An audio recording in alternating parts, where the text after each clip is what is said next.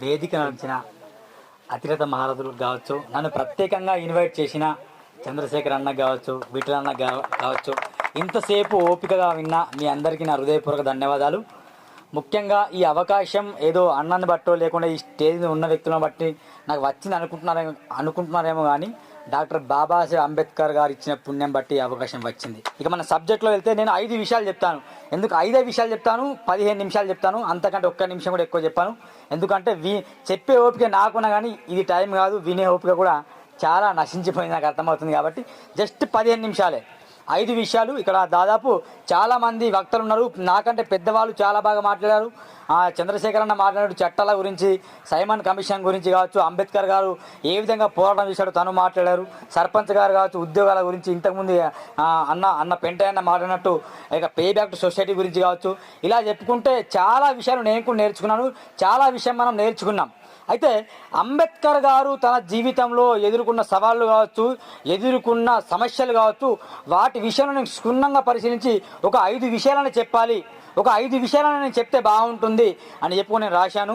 అందులో మొట్టమొదటిది ఏంటంటే, నేను కొంచెం కన్వర్ట్ చేస్తాను తెలుగులో ఇంగ్లీష్లో. Who is Ambedkar is not important, what is Ambedkar is more important. అర్థమైందా? అంబేద్కర్ ఎవరో అనేది ఇంపార్టెంటే, కానీ అంతకంటే ఇంపార్టెంట్ ఏంటంటే అంబేద్కర్ అంటే ఏంటి అనేది చాలామందికి తెలియదు. అంబేద్కర్ అంటే ఏంటి అనేది తెలియదు. ఒక ఉదాహరణ చెప్తాం. ఈ ఆలూరు గ్రామంలో ఒక 2 తాగుబోతులు కావచ్చు. ఈ ఆలూరు గ్రామం ఎటు ఉంది రాబాయి, బాగా తాగారు ఇద్దరు. ఇది జోక్ చెప్తున్నా. ఆలూరు గ్రామంలో 2 వ్యక్తులు బాగా తాగి ఆలూరు గ్రామం తూర్పున ఉందని ఒకరు అంటున్నారు, లేదు పడమర ఉందని ఒకరు అంటున్నారు. ఇక బాగా వాళ్ళు ఏం చేస్తారంటే అరుస్తున్నారు. ఇక లేదు ఆలూరు గ్రామం ఎదురుంటుంది, లేదురా నీకు బుద్ధి లేదురా, ఆలూరు ఇటు ఉంటుందని చెప్పారు. అంటే వారు వెళ్ళాల్సిన గమ్యాన్ని మర్చిపోయారు. అయితే ఇట్లా ఒక దగ్గర చౌరస్తా ఉంది. ఆ చౌరస్తా దగ్గర వెళ్తే ఒక పెద్ద మనిషి తుపాకీ పట్టుకొని పోలీస్ డ్రెస్ చేసుకున్నాడు. అక్కడ వెళ్ళేసి ఆ ఇద్దరు ఏమంటారంటే, సరే నువ్వేమో ఆలూరు అటు ఉంది అంటున్నారు, నేనేమో వెనుకుంది అంటున్నా. ఇప్పుడు మనం ఏం చేద్దామంటే, ఆ పెద్ద మనిషి ఉన్నాడుగా, ఆ పెద్ద మనిషిని మనం వెళ్ళి అడుగుదాం. ఆ పెద్ద మనిషి ఏం చెప్తారో చూద్దామని చెప్తారట. అయితే ఆ పెద్ద మనిషి దగ్గర వెళ్ళేసేసి, సార్ ఆలూరు గ్రామం ఎటుంది సార్? ఆ వ్యక్తి ఇతనేమో ఇటుండి అంటాడు, లేదు ఇటుండి అంటాను. ఎటుంది సార్ అంటే, పిచ్చోడా నేనెవరో తెలుసా అని అంటున్నాడు. ఇక్కడ మీకు లాజిక్ అర్థమైంది కదా. పిచ్చోడా నేనెవరో నీకు తెలుసా అంటున్నాడు. వాడిద్దరు బాగా నవ్వుతున్నాడు. అరే మా సమస్య ఏంటంటే, మేము ఎక్కడ వెళ్ళాలో మాకు తెలియట్లేదు, వీడి సమస్య ఏంటంటే వీడు ఎవరో వీడికి తెలియదు అట. చాలా సందర్భాల్లో మనం ఎవరో మనకు తెలియదు. ఇప్పుడు ఎస్సీలకు కావచ్చు, ఎస్టీలకు కావచ్చు, బీసీలకు, మైనారిటీలకు కావచ్చు, హూ ఈజ్ అంబేద్కర్ అని తెలుసు.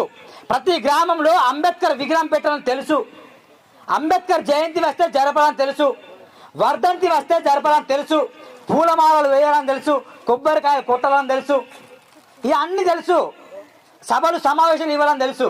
కానీ what is Ambedkar, where is Ambedkar, how is Ambedkar అంటే ఎందుకు, ఏంటి, ఎలా, తను ఎదుర్కొన్న సమస్యలు ఏంటి, తను చేసిన పోరాటం ఏంటని కూడా ఇంతవరకు చాలామంది తెలియట్లేదు.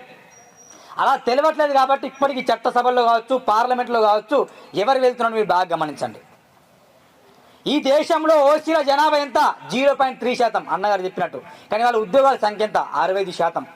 ఎస్సీల జనాభా ఎంత? 18%, ఉద్యోగాల సంఖ్య ఎంత? 6%. బీసీల జనాభా ఎంత? 45%, ఉద్యోగాల శాతం ఎంత? 10%. మైనారిటీల జనాభా ఎంత? 18%, ఉద్యోగాల సంఖ్య ఎంత? 3%. మరి ఓసీల జనాభా 0.3, వాళ్ళ జనాభా 65%. How it is possible? మీకు బాగా అర్థమవుతుందా? బోధించు అని రాసింది, సమీకరించేది పోరాడుంది. నాకు ఇప్పుడు ఒకటి అనిపిస్తుంది, బోధించడమే కాదు, సమీకరించే పోరాడమే కాదు, ఇంకోటి అక్కడ యాడ్ చేయాలి. ఏం తెలుసా అది? బోధించు, సమీకరించు, పోరాడు, సాధించు. కట్టి చెప్పారు కానీ సాధించాలి. డూ ఆర్ డై అని ఎవరు చెప్పారు చెప్పండి? ఎవరు చెప్పారు? సిద్ధాంతం చెప్పాలి. నేను టీచింగ్ చేస్తున్నాను. ఎవరు చెప్పారు? మహాత్మా గాంధీ చెప్పారు డూ ఆర్ డై అని. బట్ నేను చెప్తున్నా డూ బట్ డోంట్ డై. సాధించు, సాధించిన తర్వాతనే చచ్చిపో. అంబేద్కర్ గారు తను ఒక లక్ష్యంతో పనిచేశాడు కాబట్టి తను సాధించాడు. నేను ఏం చెప్పాను? మొదటి పాయింట్ ఏంటంటే, who is Ambedkar is not important, but what is Ambedkar is very very important. Ambedkar ఏంటి అనేది మనకు తెలియకపోతే కనుక, అంబేద్కర్ అంటే ఎవరో తెలిసి ప్రయోజనం ఏంటి, ఆయన లక్ష్యాలు మనకు తెలియకపోతే ఆయన తెలిసిన ప్రయోజనం ఏంటి, ఆయన విధి విధానాలు తెలియకపోతే ఆయన తెలిసిన ప్రయోజనం ఏంటి, ఆయన హక్కులు ఏంటి, ఆయన కల్పించిన ప్రాథమిక హక్కులే మాకు సరే తెలియదు. అసలు హక్కులు ఏ ఆర్టికల్ తెలిసే మనకు తెలియదు. ఏ రోజు ఏ సినిమా రిలీజ్ తెలుసు, ఎప్పుడు ఏ ఫంక్షన్ తెలుసు.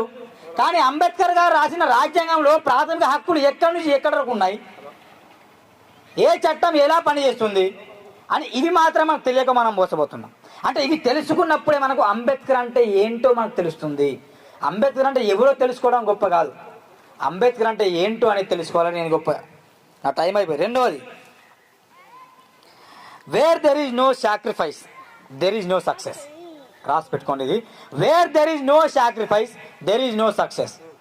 సాక్రిఫైస్ కనుక చేయకపోతే సక్సెస్ని మనం చూడలేం. రమాబాయి ఏం సాక్రిఫైస్ చేసింది, ఆఖరికి తన పుస్తెలు అమ్మి కూడా సాక్రిఫైస్ చేసింది. అర్థం చేసుకోండి. ఎవరైనా తాలిబొట్టు అమ్ముతారా? అమ్మ మీకు చెప్తున్నా, ఎవరైనా తాలిబొట్టు అమ్ముతారా? ఎంత నా భర్త అని మొక్కుతారు ఇట్లా. ఎందుకు? భర్త బతుకున్నా కానీ తాలిబొట్టు ఎవరు అమ్మరు. కానీ పుస్తెలను కూడా అమ్మి చదివిపించిందంటే. అంబేద్కర్ గారు ఒకరోజు కోర్టులో ఇట్లా వాదిస్తున్నప్పుడు ఏం జరిగింది, ఒక కోర్టులో ఇట్లా వాదిస్తున్నప్పుడు ఒక వ్యక్తి వచ్చేసి అంబేద్కర్ దగ్గర ఇట్లా చీటీ పెడతాడట. ఈ చీటీ పెట్టిన తర్వాత అంబేద్కర్ చదివి లోపల పెడతాడట. లోపల పెట్టి వాదిస్తాడు. వాదించిన తర్వాత ఏం చేస్తానంటే ఆ జడ్జి గారు తర్వాత అడుగుతాడు, అంబేద్కర్ గారు నువ్వు వాదించినప్పుడు ఎవరో వచ్చి నీకు చీటీ ఏంటంటే, అప్పుడు తను చెప్తాడు, ఏం లేదండి ఈ చీట్లో ఏముందంటే నా కొడుకు చనిపోయిన వార్త వచ్చిందని చెప్తాడు.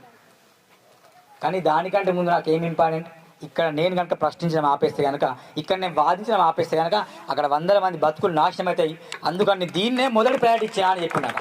అంటే ఇది ఏమని చెప్పా, there is no sacrifice there is no success. నువ్వు సాక్రిఫైస్ అనేది చేయకపోతే, ఈరోజు నేను సాక్రిఫైస్ చేయకపోతే రేపు సక్సెస్ రాదు. ఈరోజు మీరు సాక్రిఫైస్ చేయకపోతే పే బ్యాక్ టు సొసైటీలో భాగంగా ఏమైనా సాక్రిఫైస్ చేయాలి, 3 సాక్రిఫైస్ చేయాలి. నీ టైం సాక్రిఫైస్ చేయి, నీ టాలెంట్ సాక్రిఫైస్ చేయి, నీ ట్రెజర్ సాక్రిఫైస్ చేయి. ట్రెజర్ 3, టైం ఇవ్వాలి. నేను టైం ఇవ్వాలన్నా అంబేద్కర్ మీటింగ్ మీరు చేసుకోండి అన్నా ఈ టెంట్ కింద అంటే కుదరదు. నువ్వు టైం ఇవ్వాల్సిందే, బరాబర్ టైం ఇవ్వాల్సిందే. టాలెంట్ కూడా నువ్వు చూపాల్సిందే. నీ వల్ల ఏమవుతుంది, చేపలు పరచడం మీద చేపల పరువు, చైర్లు పెట్టు, సౌండ్ సిస్టమ్ వస్తా అది పెట్టు, ఎలక్ట్రిసిటీ చెయ్యి. టాలెంట్ అదొక టాలెంట్. ట్రెజర్ అన్నా నేను ఉద్యోగాలు చేస్తున్నా, నాకు ఇప్పుడు లీవ్ లేదు, కానీ నేను నా వంతు ఆర్థిక సాయం చేస్తాను, ఇచ్చే డబ్బు ఇచ్చేయి. టైం, టాలెంట్, ట్రెజర్, ఇవి 3 కనుక నువ్వు సాక్రిఫైస్ చేయకపోతే కనుక రేపటి రోజున అన్నగారు చెప్పినట్టు అంబేద్కర్ గారి విగ్రహాన్ని చూసి మన పిల్లలు ఏమకూడదు తెలుసా, ఇతను ఎవర్రా భయ్, ఇతను ఎవరు అసలు, అవునా ఇతను రాజ్యాంగం రాసిండా, ఇతను పోరాటం చేసిండా, నిజమా అనే ప్రశ్న వస్తుంది. దయచేసి చెప్తున్నా, అంబేద్కర్ విగ్రహాలు పెట్టడం కంటే అంబేద్కర్ ఆశయాలు ఏంటని తెలుసుకొని మనం ఏం సాక్రిఫైస్ చేయాలి, రామాబాయి ఏం సాక్రిఫైస్ చేసింది, అంబేద్కర్ గారు తను ఏం సాక్రిఫైస్ చేశాడు బాగా ఆలోచించండి. అప్పుడున్న తరుణంలో ఒక్క రోజన్నా అంబేద్కర్ రెస్ట్ తీసుకున్నాడా? ఒక్క రోజన్నా రెస్ట్ తీసుకున్నాడా? తన జీవితం మొత్తం చదువు చదువు చదువు, భార్యతో టైం లేదు, పిల్లలతో టైం లేదు, చదువు అర్ధరాత్రి చదివే, అన్ని చదువుడే, విజ్ఞానం సంపాదించుకున్నాడు. కాబట్టి ఈరోజు మనం ఇంత బాగా మాట్లాడుతున్నాం, ఇంత బాగా మనం ఉద్యోగాలు చేస్తున్నాం, ఇంత బాగా ఈఎస్ఐలు కావచ్చు, పిఎఫ్లు కావచ్చు, వేతనాలు బరాబర్ చెల్లించుకుంటున్నాం. ఎందుకు అనుకుంటున్నాం? అంబేద్కర్ గారు చేసిన సాక్రిఫైస్, రమాబాయి గారు చేసిన సాక్రిఫైస్, తను చేసిన సాక్రిఫైస్ అంతే. నిద్ర కూడా సాక్రిఫైస్ చేశాడు ఆయన. నిద్ర లేదు, రోజుకు 4 గంటలే పడుకునేవాడు ఆయన. అంబేద్కర్ ఎందుకు చనిపోయాడు? నిద్ర. వాస్తవానికి ఎవరో చంపలేదు, నిద్ర, అలసట లేక నిద్రను కూడా త్యాగం చేసిండు. సెక్సువల్ లైఫ్ను కూడా అంబేద్కర్ చాలా త్యాగం చేసిండు. అది చెప్పకూడదని చెప్తున్నాను, ఎందుకంటే భార్య పిల్లలతో గడపాలి, భార్యతో ఎవరికైనా ఉంటుంది, అది పెద్ద త్యాగం తెలుసా. ఈరోజు ఆత్మహత్యలు జరుగుతున్నాయి, అత్యాచారాలు జరుగుతున్నాయి, ఎట్లా జరుగుతున్నాయి? దొరకక ఏదో దాంట్లో ఏదో ఉందిరా భయ్, సెక్స్లో ఏదో ఉందిరా భయ్, రొమాన్స్లో ఏదో ఉందిరా భయ్. అంటే అంబేద్కర్ గారు తన లైఫ్లో ఏమేమి త్యాగం చేసిండు మీరు చెప్పుకుంటూ పోతే టాప్ టు బాటం అన్ని త్యాగం చేసిండు. అందుకే త్యాగం అనేది నేను ఇప్పుడు మాట్లాడుతున్నా, ఎందుకంటే చరిత్ర నేను మాట్లాడలేదు, ఎందుకంటే చరిత్ర గురించి చాలా మంది చెప్పారు, ఇక్కడ అన్న వాళ్ళందరూ చెప్పారు. చరిత్ర కంటే, హిస్టరీ కంటే మనం మిస్టరీ తెలుసుకోవాలి. మిస్టరీ అనేది చాలా ఇంపార్టెంట్, ఏం జరిగిందని తెలుసుకోవాలి. అంబేద్కర్ కనుక సాక్రిఫైస్ చేయకపోతే ఈరోజు మనం ఇట్లా బ్రతికుండే వాళ్ళం కాదు. Where there is no sacrifice there is no success. ఇది రాసి పెట్టుకోండి. 3వది ఏంటంటే, where there is no aim there is no pain. ఎక్కడైతే గురి ఉండదో అక్కడ అది దుఃఖం ఉండదు. దాన్ని తెలుగులో చెప్తున్నా, దుఃఖం. ఆ దుఃఖం మనకు ఉండాలి. నేను ఏమన్నా చేయాలి సొసైటీకి, అంబేద్కర్ గారు ఏం చేసిన సొసైటీకి అని తెలియాలి. దళిత వాడల్లో దాదాపు అన్ని ఈ మన ప్రపంచ భారతదేశంలో కావచ్చు గమనిస్తే కనుక ఇప్పటికీ అన్ని వాడల్లో అంబేద్కర్ విగ్రహం ఉంది. అన్ని వాడల్లో ఉంది అంబేద్కర్ విగ్రహం. కానీ మెదల్లోనే అంబేద్కర్ భావజనం లేదు, ఇక్కడ లేదు. ఏదో భూమి మీద ఉంది అంబేద్కర్ విగ్రహం, కానీ ఈడ లేదు. ఈడ లేదు కాబట్టి మేము ఏడలేం, చట్టసభల్లో లేం, ఉద్యోగాల్లో లేం, ఎక్కడ లేం. మెదళ్ళల్లో అంబేద్కర్ గారి భావజాలం ఉండాలి. మనకంటూ ఒక లక్ష్యం ఉండాలి, మనకంటూ ఒక ఎయిమ్ ఉండాలి, మనకంటూ ఒక గురి ఉండాలి. ఆ గురి ఉంటేనే మనకు పెయిన్ ఉంటుంది, పెయిన్ ఉంటేనే గురి ఉంటుంది, గురి ఉంటేనే పెయిన్ ఉంటుంది. ఇది బాగా గమనించండి. ఒక దుఃఖం ఉండాలి, అయ్యో నేను ఏం చేయాలి, ఇంకా అంబేద్కర్ గారు నాకు ఇంత చేసి నేనేం చేయాలా సొసైటీకి, నేనేం చేసి సొసైటీ మారుతుంది అని పెయిన్ ఉండాలి. ఆ పెయిన్ ఉంటేనే గురి ఉంటుంది అని చెప్తున్నాను నేను.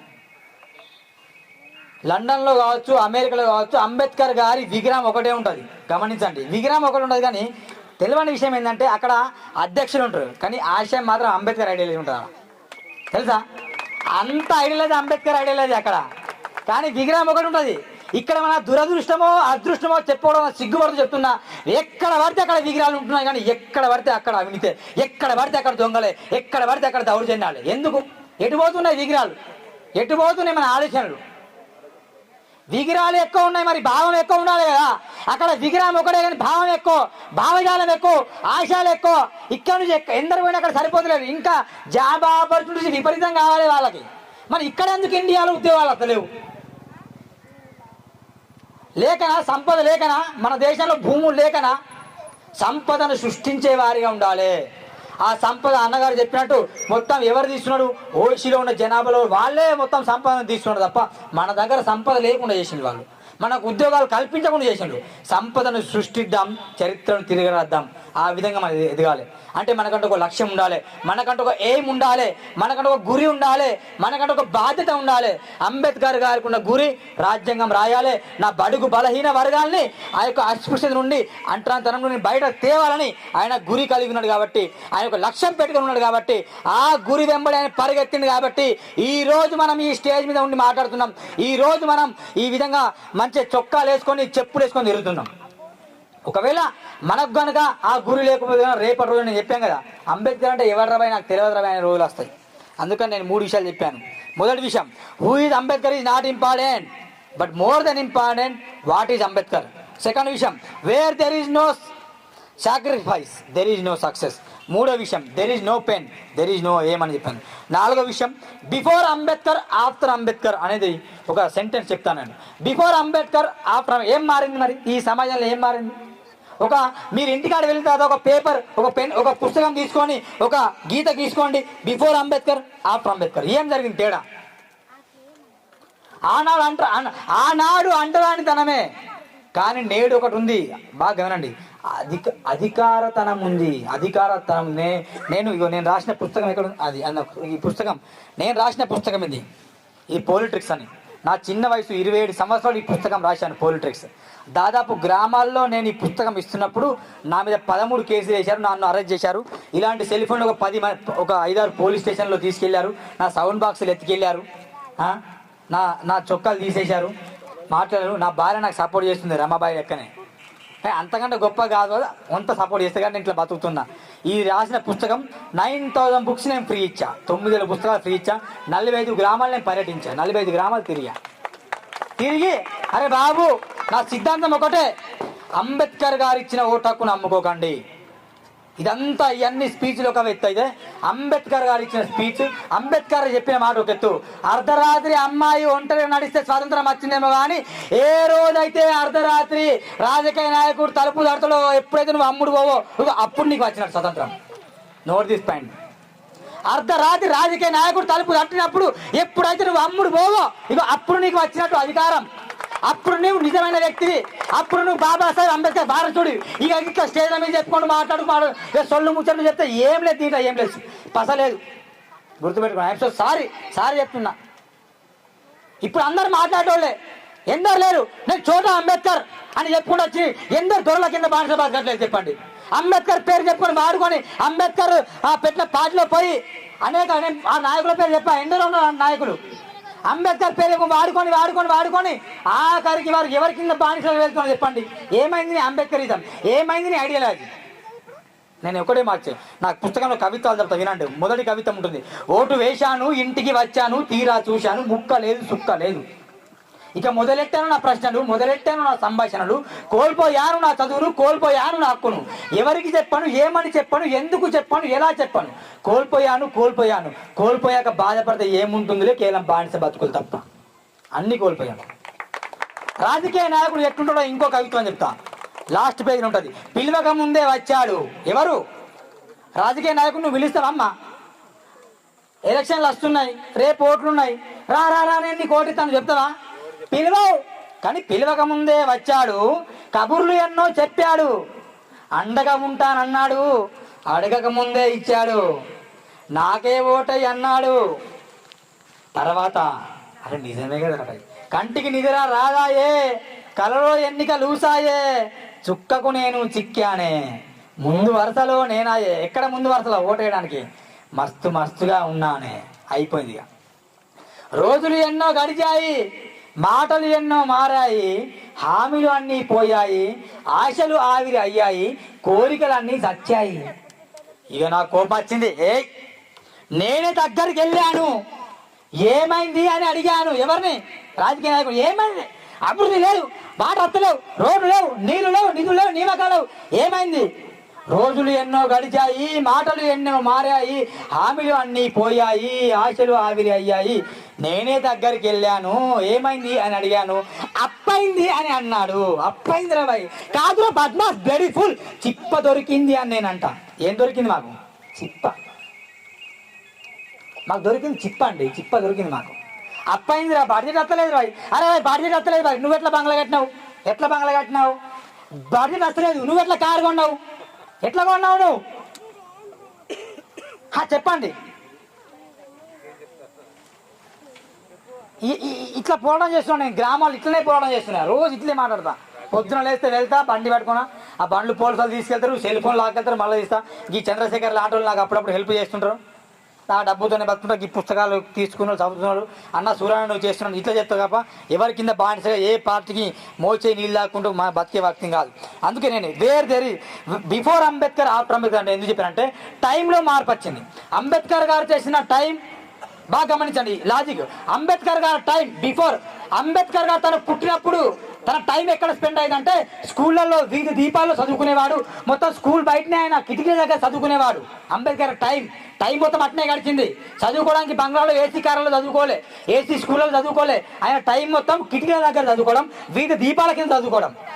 బట్ ఆఫ్టర్ అంబేద్కర్ ఎట్లుండే అంటే, అంబేద్కర్ చదువుకున్నది ఎట్లయినా అంటే, అంబేద్కర్ గారు ఫ్లైట్లో వెళ్ళడం ప్రారంభించాడు. అంబేద్కర్ గారు పెద్ద పెద్ద నాయకులతో మాట్లాడి, కమిటీలతో మాట్లాడి, అన్నగారు చెప్పినట్టు డ్రాఫ్టింగ్ కమిటీ కావచ్చు, ముసాయిదా కమిటీ కావచ్చు, దాంట్లో నాకు వస్తే నా సత్తా నిరూపిస్తారబాయ్ అని అంబేద్కర్ గారు దాంట్లో కూడా విజయం సాధించాడు. మీకు లాజిక్ అర్థమైందా? అంబేద్కర్ గారు గతంలో ఫాస్ట్ ఎట్లా ఉండే, వీధి దీపాల కింద, అక్కడ కిటికీల కింద ఉండే. తర్వాత ఎక్కడ పోయిండు? ఏసీ బంగ్లాలో పోయి చదువుకున్నాడు. తర్వాత గొప్ప గొప్ప స్థాయికి ఎదిగిండు. అంటే మన జీవితం కూడా పేపర్ పెన్ పట్టుకొని మీ గీత గీసి చర్చించండి మీరు. నేను before Suranna, after Suranna, before Chandrashekar, after Chandrashekar, before Vithal, after Vithal. ఏం మార్పు వచ్చింది? అంబేద్కర్ గారి గురించి తెలుసుకున్నప్పుడు నేను ఎట్లున్నా, తెలియకముందు ఎట్లున్నా. అరే అంబేద్కర్ గారి గురించి తెలియకముందు నేను భికారి, నాకు ఉద్యోగాలు లేవు, ఏం లేవు. కానీ తెలుసుకున్నప్పుడు నేను పే బ్యాక్ సొసైటీ చేస్తున్నా, నేను నా టైం, నా టాలెంట్ ట్రెజర్ ఇస్తున్నా. నేను తెలుసుకున్నా, నేను కొన్ని విషయాలు తెలుసుకున్నా, నేను బతికున్నా, నేను బాగున్నా. బిఫోర్ అంబేద్కర్ గారు తెలియకముందు నేను ఏం చేయలే, కానీ తెలుసుకున్నాక చేస్తున్నా. టైంలో మార్పు రావాలి. దేంట్లో మార్పు రావాలి? నీ టైంలో వీడియోలు, సెల్ ఫోన్లో షార్ట్స్ చూస్తారు, ఎప్పటికీ షార్ట్స్ ఏమేమో వీడియోలు చూస్తుంటాం. నీ టైం ఇదేనా? టైం తర్వాత దేంట్లో మార్పు రావాలి? ఫస్ట్ టైంలో మార్పు రావాలి, తర్వాత నీ యొక్క టాలెంట్లో మార్పు రావాలి. గతంలో టాలెంట్ ఎప్పుడు చూసినా పిచ్చి పిచ్చి మాట, రారా పోరా తాగుదాం, సిగరెట్ రారా, ఇట్లా. అంబేద్కర్ గారు తెలుసుకున్న తర్వాత నీ టైం ఎట్లా రావాలి? అరే అంబేద్కర్ అంటే ఇదిరాబాయ్ అని చెప్పుకోవాలి 10 మందికి. ఇవి ఆ టైంలో మార్పు రావాలి. Before Ambedkar, after Ambedkar. ఈ రోజు జయంతి జరిగింది, ఈ రోజు నుంచి మీరు ఒక పని చేసుకోండి. ఈ రోజు జయంతికి ముందు నీ జీవితం ఎట్లుండదో ఈ రోజు తరచు అట్నే ఉంటే మాత్రం నువ్వు నెక్స్ట్ జయంతి జరపకు. నెక్స్ట్ జయంతి జరిపే అర్హత లేదు, నీకైనా నాకైనా. మన టాలెంట్లో మార్పు రావాలి, మన టైంలో మార్పు రావాలి, అప్పుడే మనం ఎదుగుతాం. అది బిఫోర్ అంబేద్కర్, ఆఫ్టర్ అంబేద్కర్. ఆయనలో మార్పు వచ్చింది, మనలో మార్పు రావాలి. 5th one, live like Ambedkar, do like Ambedkar. Live like Ambedkar, do like Ambedkar. అర్థమైందా? అంబేద్కర్ లాగా జీవిద్దాం, అంబేద్కర్లా ఆచరిద్దాం. ఇక రాజకీయ నాయకులు చెప్పినట్టు అది అంత మర్చిపోదాం. మనం అంబేద్కర్ ఎట్లా జీవించిండు, మనం ఎట్లా జీవిస్తున్నాం, ఆయన ఎట్లా కష్టపడ్డాడు, మనం ఎట్లా కష్టపడ్డాం. ఇంకా చాలా ఇప్పుడు మనుస్కృతిని తెచ్చే కూడా ఆలోచన గన్ షాట్ నడుస్తుంది. అది పార్లమెంట్లో నాకు తెలిసి రాను రోజుల్లో వచ్చే అవకాశం ఉంది. కాబట్టి ఇప్పటి నుంచి బోధించు, సమీకరించి పోరాడు కాకుండా సాధించే దిశగా మనం అడుగులు వేయాలి. ఎప్పుడైతే లేకపోతే కనుక ఆ మనుస్కృతి కనుక ఇక్కడ మళ్ళీ వస్తే కనుక నువ్వు మళ్ళీ ఏ పని చేయాలి, నువ్వే పని చేయాలి, మనం ఏ పని చేయాలి. మన భూములు మన దగ్గర ఉండవు, మన పిల్లలతో మనం టైం స్పెండ్ చేయం, మనం సరిగా ఉద్యోగాల్లో ఉండం, ఉన్న జీతాలు సరిగా రావు. అందుకే live like Ambedkar, do like Ambedkar. ఈ 5 పాయింట్లతో మనం కొంచెం జీవిస్తే కనుక మెల్లమెల్లగా సమాజంలో మార్పు వస్తుంది. దయచేసి నేను రాసిన పుస్తకం తీసుకోండి, నా ఉద్యమాన్ని కూడా మీరు సహకరిస్తారని నమ్ముతూ ఈ అవకాశం ఇచ్చిన ఈ యొక్క కమిటీ భీమసేన సభ్యులకు కావచ్చు, గ్రామస్తులకు కావచ్చు మరొకసారి నేను ధన్యవాదాలు తెలియజేస్తూ ముగిస్తున్నాను. Thank you so much.